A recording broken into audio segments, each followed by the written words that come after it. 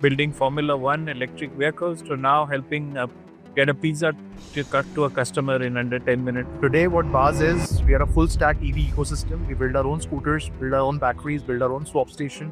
Then on top of that, we have built this entire software ecosystem via which we provide the entire ecosystem on a subscription to the delivery riders out there. How painful COVID was, but also how COVID really made the team come back and be doubly sure of what you wanted to do. It was all going massive, in fact, about to deliver that order, and then COVID came and the entire mobility just got stopped. Because one thing was for sure, the bet was on the fundamental mobility, right? What are the parameters that you just, thought of while taking a bet on us?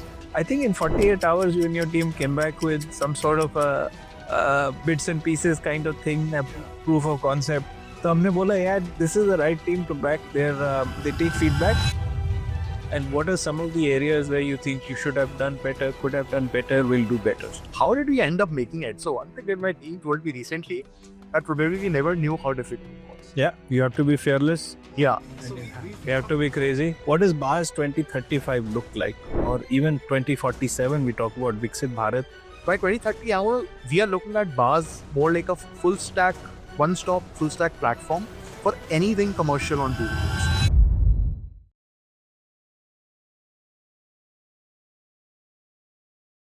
Welcome to Driven, the AdvantEdge podcast, where we talk to founders, ecosystem enablers, everything about mobility, electrification, logistics, and automotive. Driven is also inspired by my father, Mr. Jagdish Khattar, who used to work for Maruti and has been instrumental in building the auto ecosystem. Driven, by the way, incidentally, is also the name of his autobiography. It's available on Amazon. Please go and buy it. Today, I am super excited to welcome Anubhav Sharma, the co-founder of Baaz Bikes, on the podcast. True to its name, Driven is a conversation that we are having while sitting in an electric vehicle. So that's probably an interesting take on this. So while we are heading to work, I have had the opportunity to meet Anubhav. Anubhav is working on revolutionizing the gig economy workers, helping in last mile delivery, which is experiencing a lot of tailwind with e-commerce and things like that. Anubhav, welcome to Driven. Thank you, Kunal. First of all, thanks for starting this and thanks for calling me on this. Love to have this conversation. Awesome. Welcome. I think we've known each other now 7 years plus, and it's been an amazing journey. So I would enjoy it. I would say that it's been very eventful. Never a dull moment with you. I think I pride myself in saying that you're probably the youngest founders that we have ever backed. I think you were still in college when we started interacting with you. Yeah. And I still remember when we met you first, you're trying to pitch an electric roller skate. Yeah. And you came to demo that, almost fell on your face, and we had a good laugh. And what we realized was that Anubhav is going to build something amazing, but the skates are definitely not going to be one of them. Yeah. So walk us through for the audience members who are listening. As you know, we back only mobility companies, and you're one of the first electric EV companies that we backed, even ahead of its time. But walk us through your college days and how you've gone from building Formula One electric vehicles to now helping get a pizza to cut to a customer in under 10 minutes. Yes, yeah. On that incident that you just mentioned, right, that I fell on my face. So this is something I tell to a lot of people. So we are engineers first, and this entire conversation with AdvantEdge led us to being entrepreneurs actually. So I'll quickly tell you about myself. Sure. So my name is Oliver. I'm from Ajmer. It's a small town in Rajasthan. I came to IIT Delhi in 2014, and that's how I started doing my engineering and everything. During engineering, I got exposed to this club called Formula Electric Club of IIT Delhi, where we started building the Formula Electric cars. And at that time, Kunal, we're one of very few people in the country who were actually building these Formula Electric cars. And that's how the entire know-how of building these EVs actually came into play. In fact, when we are about to be graduated in 2017 and 2018, we have been bombarded by some of the requests from the likes of Bajaj and the Hero that, why don't you build a BMS for us? Why don't you build a motor controller for us? So one thing that we really knew that, this is going to be a massive market. The entire automobile industry is going to go through a massive shift, and there are very few people actually who know how to build this entire ecosystem. So this is a huge opportunity that is there for sure. When we dug deeper into the market, we are very clear that we don't want to build it for the consumer mobility space or personal mobility, because that's a red ocean. The incumbents are there. In fact, the world's largest two-wheeler manufacturer is in India, right? Hero. So we are very clear that the incumbents are doing it for the last couple of decades. They know the market in and out. We probably don't just solve it from first principles and build a large company out of it. So that's how, this entire thing started. The team came together and we are now looking for a large problem that we can solve. So when we dig deeper into the market, we realized that commercial mobility on two-wheelers was becoming really hot, which was majorly, being promoted by the likes of Zomatos and Swiggies. They started deliveries in 2016, 17. And within 2 years, it was a very new market for anyone to figure out what exactly the market needs, because the use case was also very different, right? So for example, as consumers, we are traveling to work right now. We travel hardly like 20, 25 kilometers a day. Correct. These people travel almost 120 kilometers a day. See, there's so many riders, 10x, right? So these people travel almost 120 kilometers a day. Now what happens is when you're traveling so much, everything becomes 5x. Your expectation on the uptime becomes 5x. Your probability of getting into a small accident also becomes 5x. So if it's a very different, Costs are also 5x. Costs are also 5x. So that is where you realize, Kunal, that this is one of those markets. And apart from the good parts are the ROIs and the paybacks are actually 5x faster. Much better. Yeah. So that is where you realize that this is one of those markets where we can actually solve things from first principles. And these numbers are also making sense in this market. And that's where we started. Today, what Baaz is, we are a full stack EV ecosystem. We build our own scooters, build our own batteries, build our own swap station. Then on top of that, we have built this entire software ecosystem via which we provide the entire ecosystem on a subscription to the delivery riders out there, via which, they work for multiple platforms like Zomato, Swiggy. They make money for themselves as well, which is actually more money than what they were making earlier. And in turn, they make money for us as well. Right. That's how it works. Right. No, absolutely. Important thing to consider is that we also recognize that, in India, only 10% of commercial vehicles in India are commercial vehicles, but consume 70% of the energy. So we were so clear that, everybody is trying to mimic and think that India is going to electrify the way America and China has, which has predominantly been four-wheeler personal mobility. Like in India, we think it's going to be commercial vehicles driven predominantly by two-wheelers, three-wheelers, rickshaws, where India is world's number one. We are the number one two-wheeler country in the world. We are the number one rickshaw, number one three-wheeler. So, usi pe focus area hai. Chaliye. So great. So now that you knew what you wanted to build, I know it's not been a straight line to success, right? We've seen ups and downs. I remember we used to have number of Zoom calls with you during COVID. I think you were down to your last 600 rupees in your bank account, and you remember $13 remaining in the account. Or rent ke liye paise nahi the, so you and your team moved into the office and started sleeping on the floor there. So, amazing journey. I'm sure if you could just walk us through some of how painful COVID was, but also how COVID really made the team come back and be doubly sure of what you wanted to do. So just walk us through what was going on and what were your learnings from that Black Swan event. Yeah, so it was indeed difficult for sure, but I think that was one of those moments which is typically called as the valley of death, which actually shapes the company in order to actually build a character that you need to build a large company out. So that was the moment. I think I will quickly tell you a little before COVID and after COVID how it works out. So before COVID, we are basically at a Sky 9, right? So it's just been 9 months of incorporation. We've raised our first round of funding. We've raised our first order as well, which was around 1.5 crores order that we received within like 9 months of incorporation of the company. It was all going massive. In fact, about delivered that order, and then COVID came, and the entire mobility just got stopped, and everything just got paused, right? So at that time, when the entire world was basically shifting to a work from home kind of a model, we shifted our homes to offices because we are a hardware company. We couldn't work from home. Right. So we just shifted our beds to the office, and that's how we started working from. But definitely the funding became a concern at that time. We are last to our $800 remaining. At that time, we realized that anything happens, we have to survive this. Because one thing was for sure, the bet was on the fundamental mobility, right? Just how your bet was also on the fundamental mobility, that these people will be able to solve it. Our bet was also that the electrification will happen and people will ultimately need mobility solutions like this. So we realized that we have to survive this phase. At that time, we did anything in our capacity to actually do it. So whether it be, sending a few scooters to Vrindavan for a tourism kind of an application, or say, building a ventilator, because we already had those engineering minds sitting in that room, right? So we tried and did everything and survived that COVID phase. And the journey has been fantabulous after that survival. I hope the same work for you as well. Just wanted to know this has been something that I've been waiting to ask from you as well. What motivated you to take a bet on us? Because the reason is, Kunal, see, this market was evolving, right? Just want to know from your perspective. You already had a team in front of you. The market was evolving. What are the parameters that you just thought of while taking a bet on us? So I still remember when we met, and so when we told you that, yaar, Anubhav, ये skates नहीं चलने वाले हैं. So I think at that point we'd already realized that there is going to be a massive opportunity on last mile. Again, a lot of the insights that we got from this was interacting with both not only the Rapido founders but also meeting with a lot of the food delivery guys. And those days we didn't have quick commerce, we had that. So we told you, look, एक proof of concept banao, make it, how about taking the same fundamental concept of what you built in this. So it was neither a Formula 1 car, not a skate, but it was something. I think in 48 hours, you and your team came back with some sort of a bits and pieces kind of thing, proof of concept.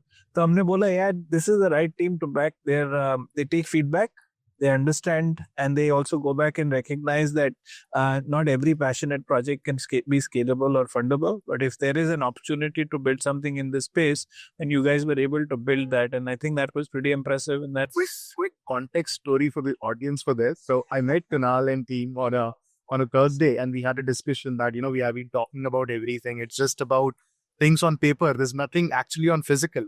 So that's how I went from that meeting, like completely nervous and everything. And then I got to my team. I told them, guys, we are hardware engineers. We know how to build things. And that's what the concern is, that can you even build a product? So I told them that you come on Monday, we'll have something on which you can actually ride that thing. And that's how this entire story fanned out. Kunal and team went on to our workshop in IIT Delhi on Monday. And we told them, this is what we have built. See, you told us on Friday, and this is it. It's here now. 48 hours. Yeah. I think there's a photo of that little vehicle in your office wall now. Yeah. Amazing. Acha, chaliye. So now here we are, cut to 2025. Now you have around 5,000 Baaz, and I love the fact that you call your gig workers Bazigars, which I think is on not only recognizing their contribution to society, but also showing them, putting them on a pedestal and giving them the respect that they deserve. So 5,000 Bazigars, 200 plus swap stations across 280 swap stations. So you're one of the fastest growing, full stack EV company in the world. So just walk us through some of the KPIs, or what is important, what is it kicking, what are your learnings from this business model, and what are some of the areas where you think you should have done better, could have done better, will do better? So first of all, I'll cover the things that why we actually wanted to build the full stack model. So when the market that we are solving for was ultimately a new market altogether, right? The use case was very different. They realized that the problems that people are facing, that is having the maximum uptime, cannot be solved by just building one part of the puzzle. Right. And if you're only building one part of the puzzle and then you're depending on someone else to build the rest of the puzzles, your growth also becomes dependent on their success. And in an evolving market, it's a very risky bet to do, honestly. Yeah, and a category creation. Yeah, in a category creation, it's a very risky model to do. So that's where we decided that, we'll have to build full stack. In fact, this is something that I also ask a lot of my teammates, that, everyone says that it's very, very difficult to build a full stack. You're building an energy stack also, you're building a battery also, scooter as well. How did we end up making it? So one thing that my team told me recently, that probably we never knew how difficult it was. Yeah, you have to be fearless. Yeah. So you have to be crazy. We never knew how difficult it was, and that's how we started building. Hardware anyway is so difficult. Everybody wants to build software. You chose not only hardware, but then you said, no, I want to own the entire stack. So design, manufacturing, logistics, and solutions, as well as the energy stack. That is right. So completely agree. Three complex businesses in one. We started doing the full stack model, that is vehicle, energy, and software, completely packed in one. So as to give the maximum value to the end customer. Because this is a call that we took, Kunal, that fundamentally what the rider wants. See, the rider does not have anything to do if he's delivering on an IC or if he's delivering on EVs, right? So he does not care about He wants to make money. What he wants to do is maximize his take-home income. Right. Which is a function of two things. Number one, how much you can make on that solution minus how much you're paying for that solution. Right. When rest of the entire industry was focusing on providing them the cheapest solution, we focused on increasing their take-home incomes. What we did was we made a solution which will give them the maximum uptime. So that, for example, if they need to deliver at, let's say, 3 a.m. in night, we allow them to do it because these are manless stations. You can go at these stations anytime and anything that you can do. We ensure that, the product will always be up and running. And that's how we have designed this entire ecosystem as well, from a commercial first kind of an approach, where maybe we are okay to let go of some of the, let's say, the fancy features, like maybe a LED display or something like that. But that product ecosystem is so rugged that it can take any form of extreme vandalism. It will still work out fine for these people. So that was our entire thesis. We wanted to solve the foundational problem of the rider, that is having the maximum uptime in the most affordable cost. And that is where we started building this entire full stack model, because we also realized that you cannot satisfy, first of all, the entire uptime strategy by just one pillar. And second, this was a little capital intensive model because you're basically, creating this entire market altogether. And when you're creating a market, you're putting a lot of capital exposure. You'll also have to ensure that the business is sexy enough to satisfy all those ROCE matrices. Right. And the return of capital, that will only come if you're basically churning out efficiency from each part of the pillar. And that's what we bring onto the table. In fact, like, for example, just to give you a data, if any other fleet operator in the country today make an X percentage margin, we make 5X percentage margins. As much as that's the operating leverage you're getting because of being full stack.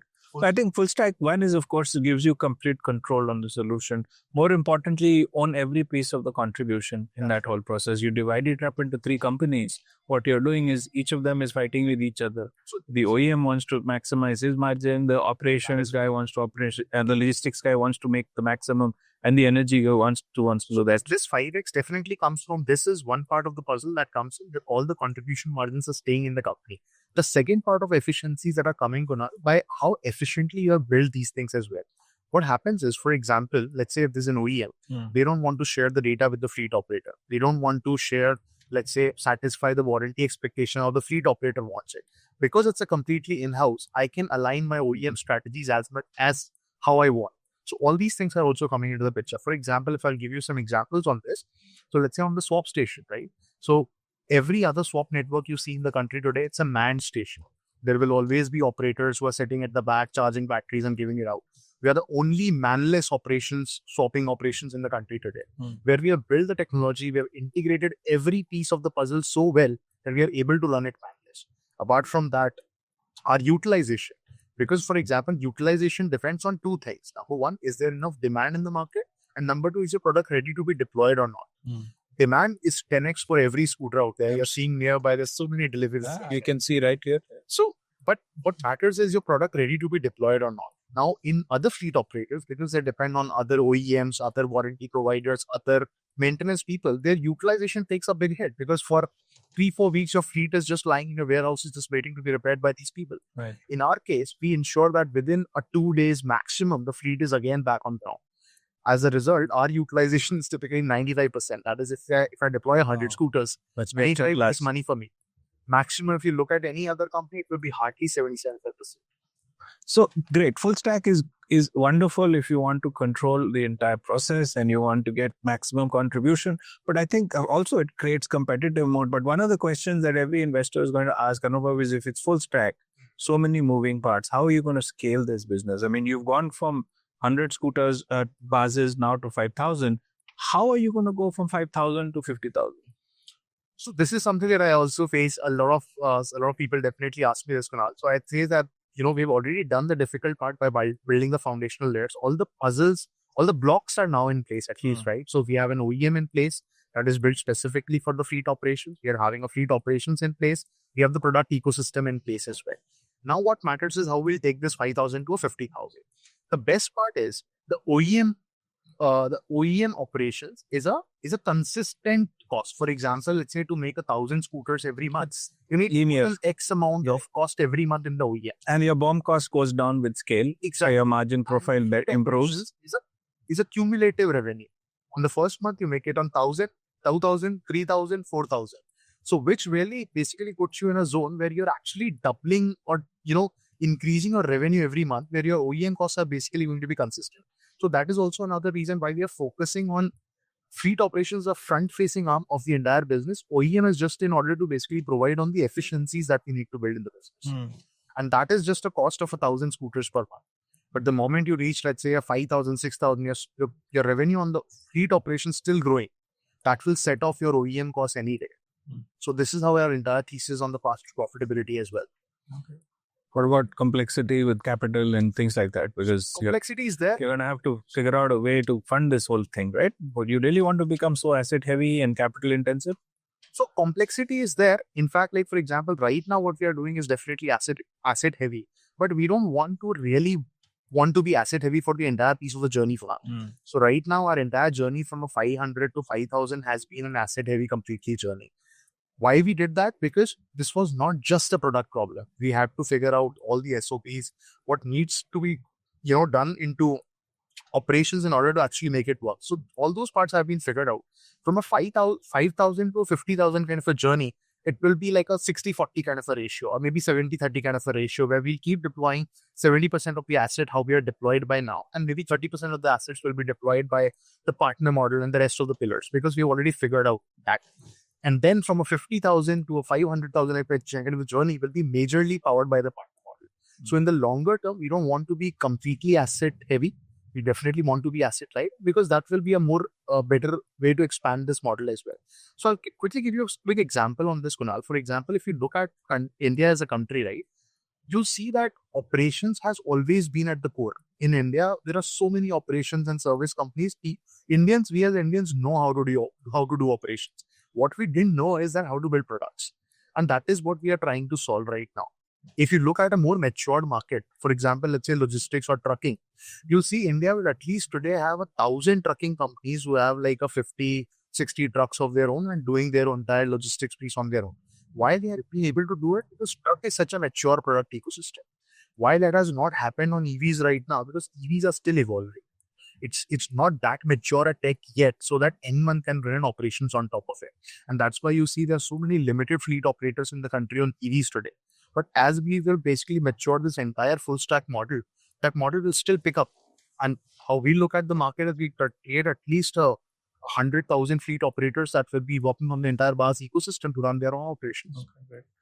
What do you think, Kunal, that how has your experience, being working with us? Because I'll say we have not been the most I'll say, the listening founders. We've also had a lot of fights as well when, I think differences of opinion. So how is the experience being your end as well? Right. So for example, because it's an evolving market, it's a different strategy that we took. Like, for example, most of the VCs prefer an asset light kind of a strategy in any market, but you took a bet on an asset heavy play. How's your thesis around that as well? You're right. I mean, we've always preferred working with asset light businesses. And the reason for that is that, we're a small fund. We have limited capital. So for us, we have to punch above our weight. And for us, asset light businesses not only gives us better return on capital, but what we have realized after working with close to 20, 25 founders in mobility is that till you don't have strong founder market fit, you don't want to have any fixed assets on your books. That gives you the flexibility to do minor or major pivots. आपने अगर पहले दिन से ही आपने 10,000 scooter ले लिए या 5,000 गाड़ी ले ली या 1,000 ट्रक्स ले लिए, तो अगर आपको अपने बिजनेस मॉडल में कुछ भी चेंज करने की जरूरत है, maybe you want to change the pricing, maybe you want to change the product, or you want to change the customer segment. Now you're stuck with assets on your books, and these are depreciating assets. Even if you pause your business, your costs are still there. Bank still needs to get paid. In fact, it's anything that saved us as a fund and worked to our advantage was in COVID, because till then we had only made investments in asset light businesses. We were actually able to extend their runway during COVID, whereas those who had physical assets on the book, their runway collapsed and hence they shut down. So with us, I think you're right. I keep saying that you're the youngest founder we've ever had the pleasure of working with. And we've always had difference of opinion, but I appreciated the fact that you had your own point of view and you used to come back and defend yourself in whatever you wanted to do. And once you made that decision, you had to stand by it, now whether right or wrong. And I'm sure many times you realize that you did the right decision in spite of what we asked. And maybe sometimes you realize that, okay, maybe what AdvantEdge was saying was something that made sense, given that they have a little bit more experience. But I think till now we've reached a point where it's a combination of right and wrong decision, but there's a learning curve that's there. Yeah. And now I think we're at an important inflection point where the business has stabilized. You've got a playbook. Now it's about, doubling down. I'm excited about Baaz 2.0 and what's coming. And I think that's fundamentally going to create. And a significant advance in technologies and things like that. So why don't you talk a little bit about Baaz 2.0 and how's that fundamentally different to 1.0, and what is the operating leverage that is going to give to the Baaz ecosystem? This Baaz 1.0, which is there on field right now, which is like 5,000 Baazikers which are using that today, it was designed in 2022. In the last 3 years, technology has advanced a lot. For example, at that time, NMCs were the hottest chemistry.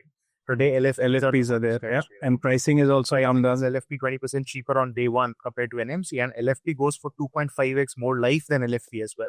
And this is a life cycle business. So, for example, today when we say that the life of the business is around 3 years, it is majorly driven by the 1,000 cycles of the battery. The moment the battery cycles become 2,500, it changes the game for us. Second, its LFPs are 20% cheaper as well. And what we are doing in the next generation of ecosystem is also a little bit of fast charging in the swap stations. So what happens is, so a lot of people think of it like this. For example, swapping and fast charging are competitive technologies. After a certain extent, yes, but fast charging is also kind of complementing to swapping as well. So for example, Kunal, how swapping and fast charging differs is just about that float ratio, float battery ratio, right? So if you go into a fast charging, that float battery ratio also comes down. Think of it like this. For example, if you have a swapping station where you're charging that battery in, let's say, every 4 hours, right? Maybe you'll need a 1.7, 1.8x extra batteries because you're charging them slower. But the moment you take it to a 1 hour charging, it will come down to a 1.2 itself, because you'll probably your that battery will be able to be quickly replenished by the swap station. Right, you can swap it back. And the fast charging is a little complementary to the swap station as well. So what we are doing in the next generation, you're bringing down a 2.5 hour charging right now to a 1 hour charging. What that will do, if I require 1.6x float batteries, tomorrow I'll only require 1.2x float batteries. So better return on capital.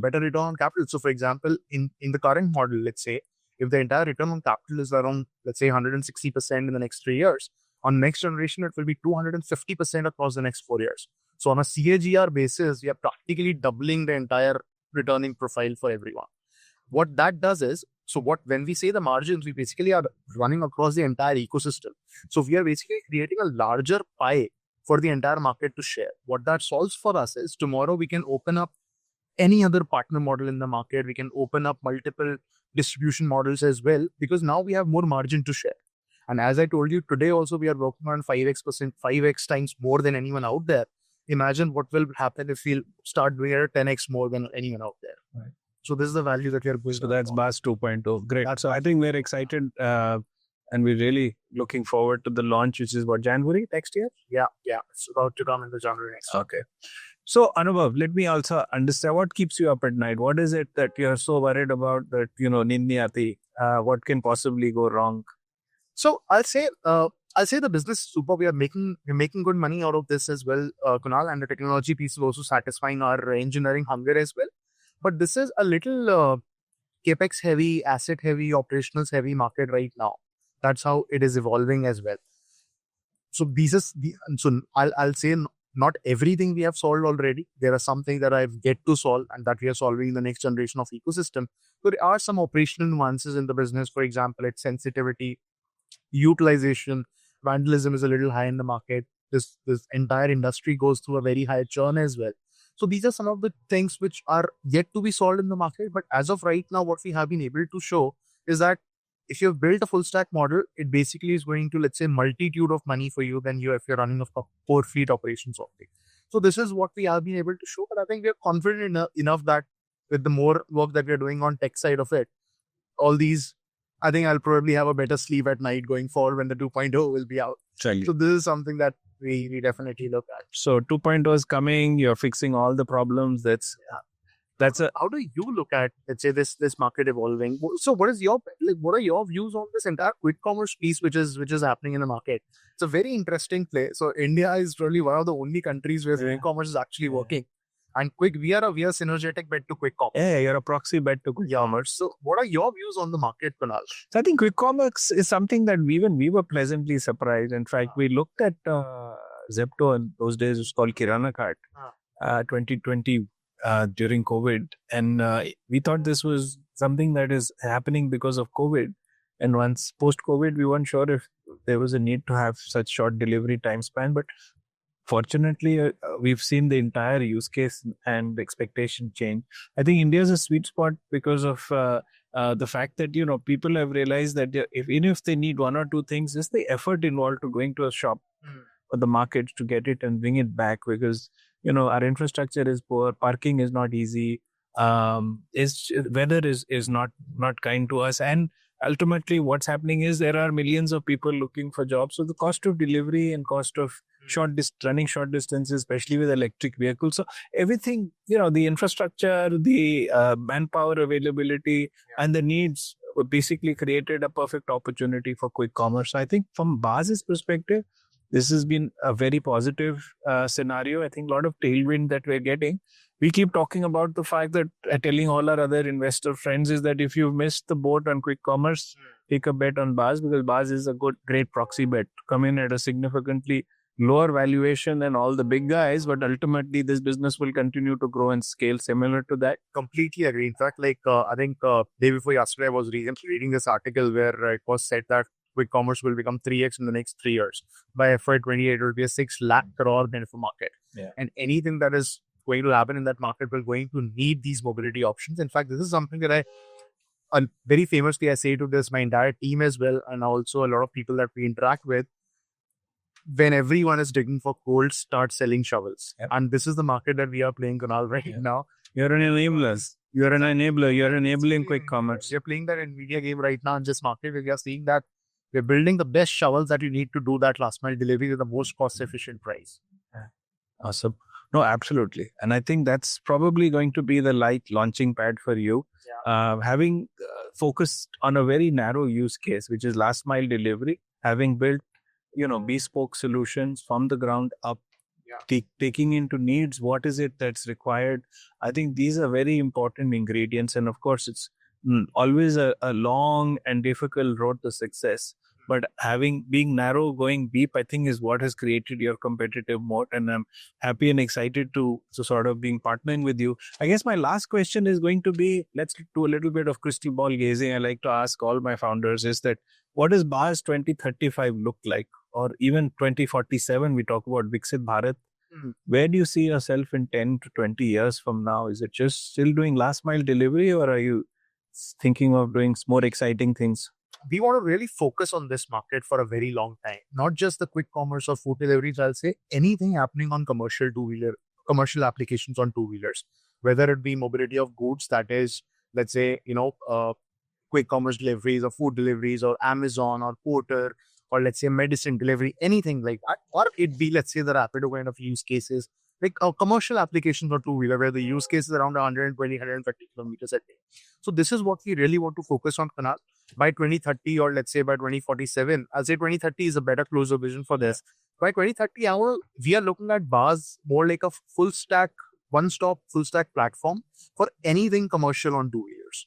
So that is how we want to look ourselves. So for example, let's say this is the form factor which we have built right now, which is catering to the quick commerce and the. You have a single seater. Are you talking about a double seater, two seater? You're low speed. You're talking about high speed. You use speed. So right now there's a low speed single seater form factor, which is perfect for a quick commerce and a food delivery application. But food delivery, which also is a wider horizon market, so we'll also come up with a city speed scooter that will be probably appropriate for the Amazon and the larger use cases of food delivery market. Then we'll also be coming with a Rapido kind of a use case, because that use case is also very prominent. So we'll also be coming with that model. The best part with us is when we'll be coming with those form factors, we'll not need to reinvent the entire infrastructure. We have already deployed the swap station. The batteries are going to be same. It's just going to be another form factor for me. So that is what we are basically developing with this entire quick commerce and food delivery form factor. Setting up the infrastructure. For example, if you look at vehicle, energy, and software, there are 3 pillars. I would have already solved the energy and software pillar by the time I get into that part. So that's Baaz 3.0, 4.0, 5.0, such Baaz se Barigar and beyond. Anyways, Anubhav, thank you so much. This has been an absolute pleasure. Same here. And I wish you all the best. Anyways, thank you so much for joining us at Driven. And this was another exciting episode. Look forward to many more. And this is Kunal Khattar signing off. Remain hungry, remain foolish, remain driven. All the best. Bye-bye.